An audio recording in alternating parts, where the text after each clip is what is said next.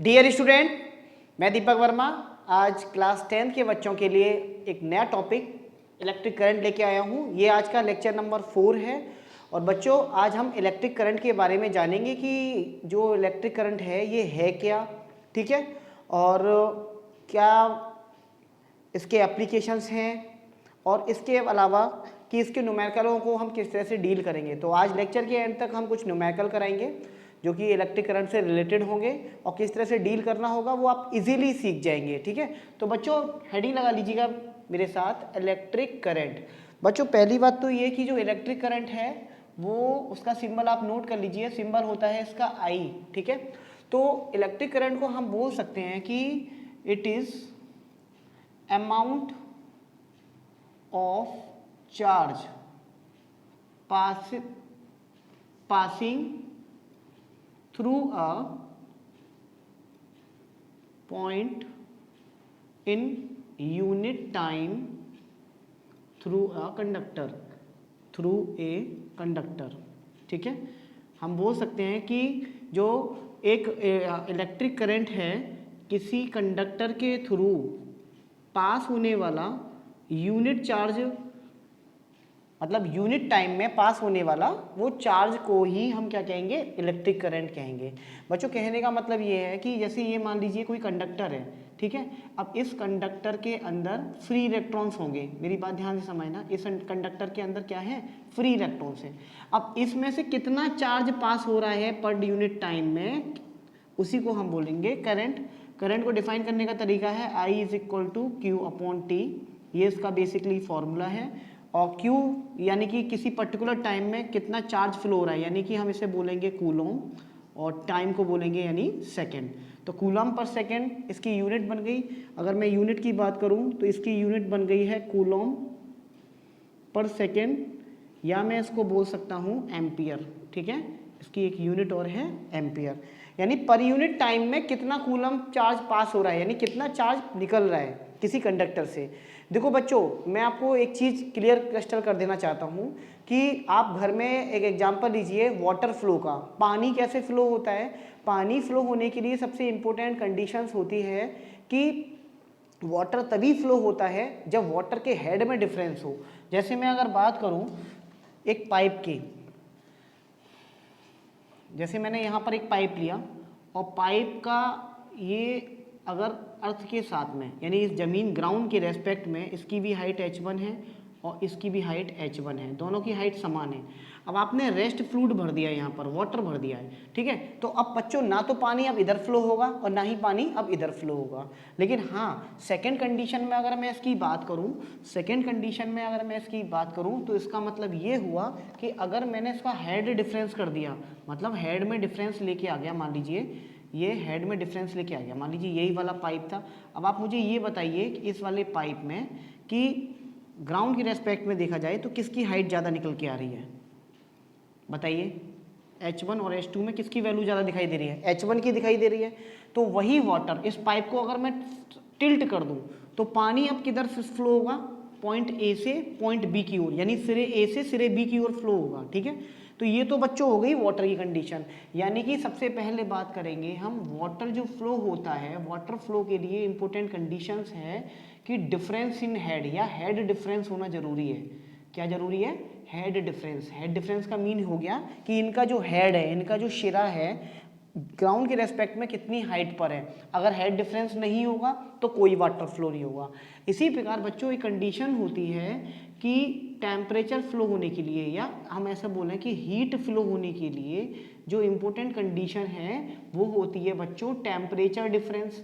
यानी अगर हम बात करें कि हीट तभी फ्लो होगी जब टेम्परेचर में डिफरेंस होगा। इसी प्रकार ये जो इलेक्ट्रिक करंट है, ध्यान रखना, इलेक्ट्रिक करंट तभी फ्लो होता है, इलेक्ट्रिक करंट फ्लो की कंडीशन यही है कि जब पोटेंशियल में डिफरेंस होगा, ध्यान रखना, पोटेंशियल डिफरेंस होगा। अगर पोटेंशियल डिफरेंस नहीं है तो कोई करंट फ्लो नहीं होगा, ठीक है। तो अब आज से कंसेप्ट अपने बना के चलना कि पोटेंशियल डिफरेंस होगा तो पोटेंशियल डिफरेंस है, इसकी वजह से करंट है।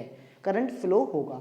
तो सब चीज हाई टू लो चलती है। जैसे इस वाटर वाले एग्जांपल में देखिए, पानी जो है हाई हेड से लो हेड की ओर जा रहा है, यानी कि हाई उच्च सिरे से निम्न सिरे की ओर फ्लो हो रहा है। तो वाटर फ्लो हो गया, हेड डिफरेंस की वजह से वाटर फ्लो हो रहा है, कहाँ से कहाँ की ओर, हाई हेड से लो हेड की ओर।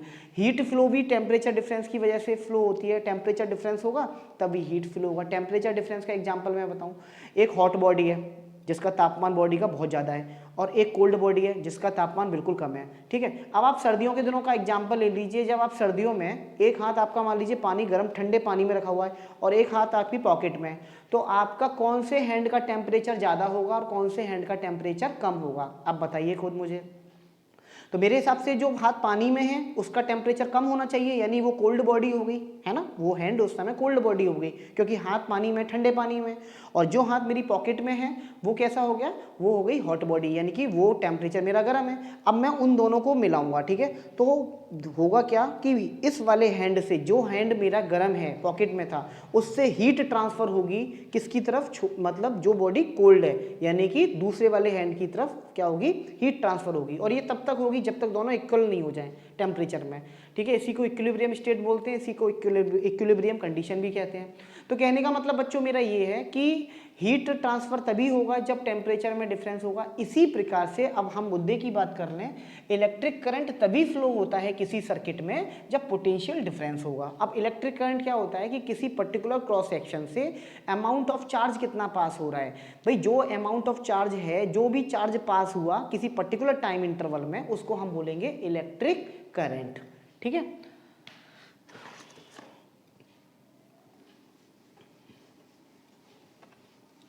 अब बच्चों हम बात करते हैं कि इलेक्ट्रिक करंट को मेजर करने के लिए इंस्ट्रूमेंट कौन सा है।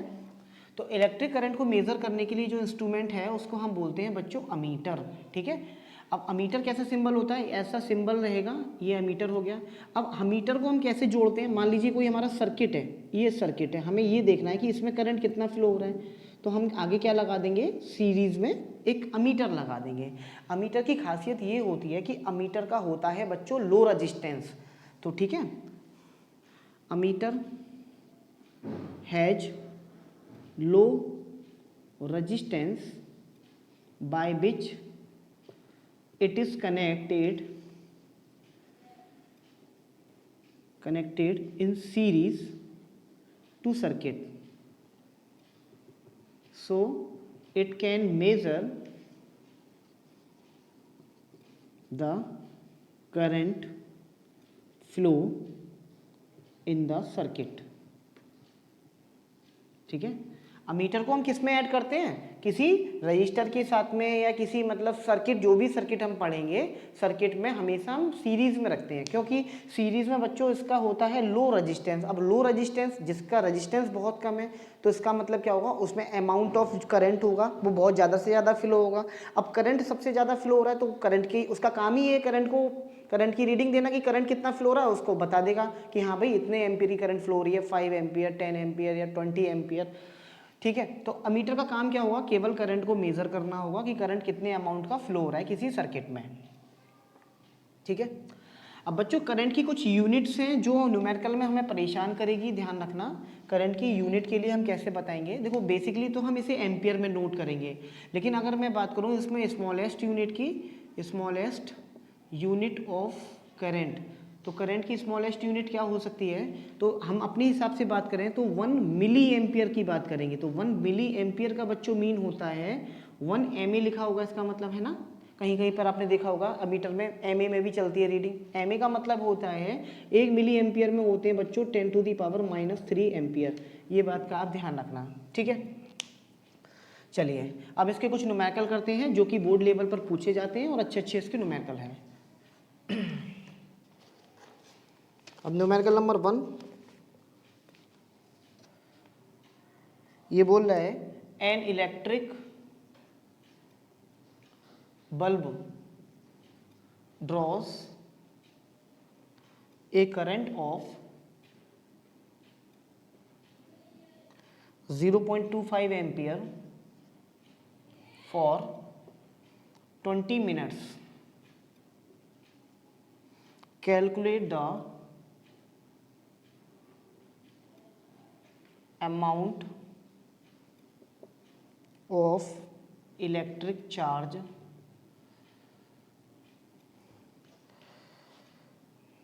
that flows through the circuit.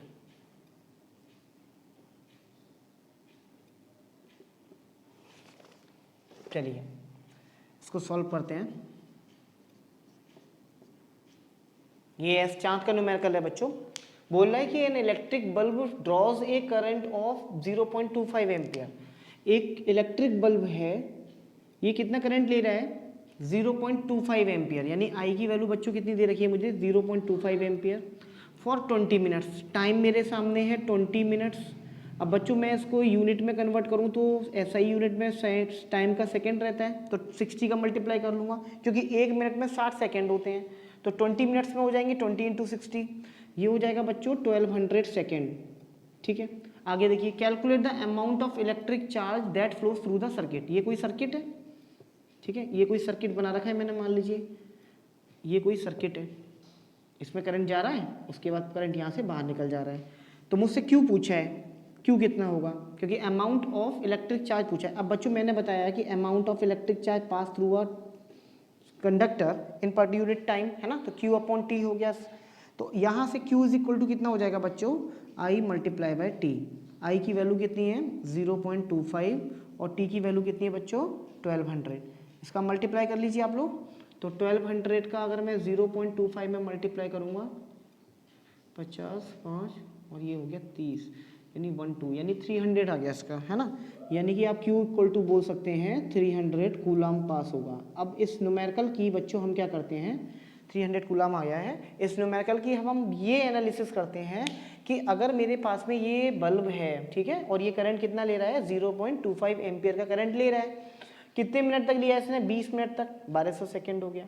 तो कितना चार्ज निकल गया, कितना आवेश फ्लो हो गया, आवेश बोलते हैं हम चार्ज को हिंदी में, ठीक है, तो इसका आंसर होगा 300 कूलाम, यानी 300 कूलाम का चार्ज निकल गया है। ठीक है, चलिए अब इसके बच्चों अब हम एक्टिव के न्यूमेरिकल कराते हैं आपको, जो कि एक्टिव की बुक में है और अच्छे अच्छे इसके क्वेश्चंस भी हैं। तो अब आप लोग एक्टिव के न्यूमेरिकल की बुक निकाल लीजिए मेरे साथ में और आप इसको सॉल्व करना शुरू करिए। इसकी एक्सरसाइज निकालते हैं हम, ठीक है, इसके न्यूमेरिकल क्वेश्चंस को ही देखते हैं हम। तो न्यूमेरिकल क्वेश्चंस जो कि पेज नंबर 266 पे दिया हुआ है, और इसका न्यूमेरिकल वाले पार्ट को हम उठाते हैं, तो इसके अच्छे अच्छे न्यूमेरिकल हमें दिए हुए हैं। ठीक है, तो न्यूमेरिकल क्वेश्चंस में हम उठाते हैं, तो इसकी एक्सरसाइज का क्वेश्चन नंबर 1 है, वो ये बोल रहा है, question number 1, 60 coulomb of charge, 60 coulomb of charge flows in a circuit, flows in a circuit, active लिख देता हूं जिससे एक्टिव एक्सरसाइज,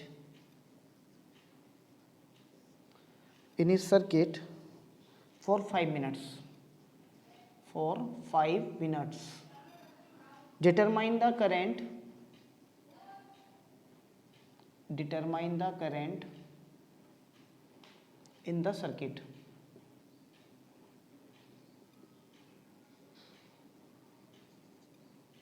बच्चों कैसे करेंगे सॉल्व इसको हम, अब देखिए यहाँ पर क्या कह रखा है, 60 coulomb of charge flows in a circuit. कोई एक सर्किट मान लीजिए, ठीक है, कोई सर्किट बना लीजिए अपने हिसाब से, ये एक रेजिस्टेंस लगा के तैयार रखिएगा, ये एक बैटरी लगा लीजिएगा, आगे सब मैं समझाऊंगा, रेजिस्टेंस और बैटरी की फीलिंग दूंगा, टेंशन ना लो। एक सर्किट बना लिया मैंने, इलेक्ट्रिकल सर्किट बोलते हैं इसको। इसमें क्या फ्लो हो रहा है 60 कूलम ऑफ चार्ज फ्लो, यानी कि इसमें क्यू कितना है बच्चों 60 कूलम, ठीक है, 60 कूलम। आगे क्या कह रहा है फॉर 5 मिनट्स, टाइम दे रखा है मुझे 5 मिनट। अब बच्चों टाइम को मैंने बताया भी एसआई यूनिट में बदलने के लिए 60 का मल्टीप्लाई कर दूंगा, तो टाइम हो गया मेरे पास में बच्चों 300 सेकेंड।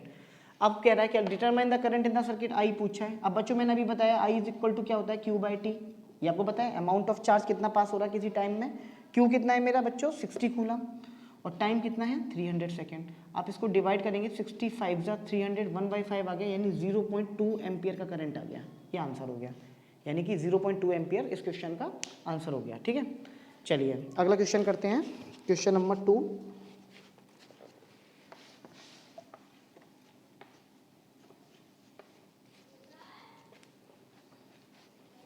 क्वेश्चन नंबर 2 में बच्चों ये कह रहा है 17 joule of work is required to be done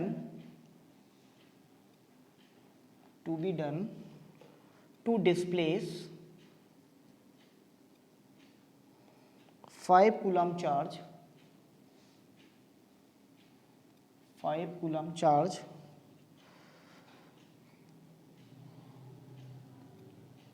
between 2 points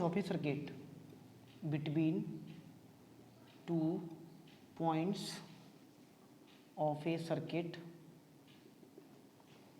What is the potential difference between the 2 points? What is the potential difference between 2 points? चलिए अब इस क्वेश्चन को ट्राई करते हैं, क्या कह रहा है इसमें। ठीक है, अब 17 joule of work is required to be done to displace 5 coulomb charge. अब भैया between 2 points of a circuit, एक सर्किट है उसके 2 पॉइंट मान लीजिए, ये एक पॉइंट ए है एक पॉइंट बी है। ठीक है भाई, अब कितने कूलम के चार्ज को ले जा रहा है, क्यू नॉट कितना हो गया 5 कूलम। ठीक है, क्योंकि वर्क की बात कर रहा है, ध्यान रखना है, इसीलिए मैंने क्यू नॉट लिया है। और वर्क कितना करना पड़ रहा है 17 जूल। ठीक है, आप वही हिसाब लीजिए कल वाले की तरह, जैसे यहाँ पर हो गया 5 कूलम का चार्ज है और इसको यहाँ से यहाँ तक लाने में कितना वर्क करना पड़ रहा है 17 जूल का। What is the potential difference 2 points. यार सीधी बात है यार, अप्लाई कर दो यार, बी ए माइनस बी बी, 2 पॉइंट का पोटेंशियल डिफरेंस पूछा है, इक्वल टू होता है W by Q not. Work done कितना है 17 और जो क्यू है चार्ज है वो कितना है 5 का डिवाइड दे लीजिए, 5 3 ज़ा 15, 3.2 सॉरी 3.4, तो 3.4 वोल्ट हो गया इसका आंसर। ठीक है ना, कितना हो गया 3.4।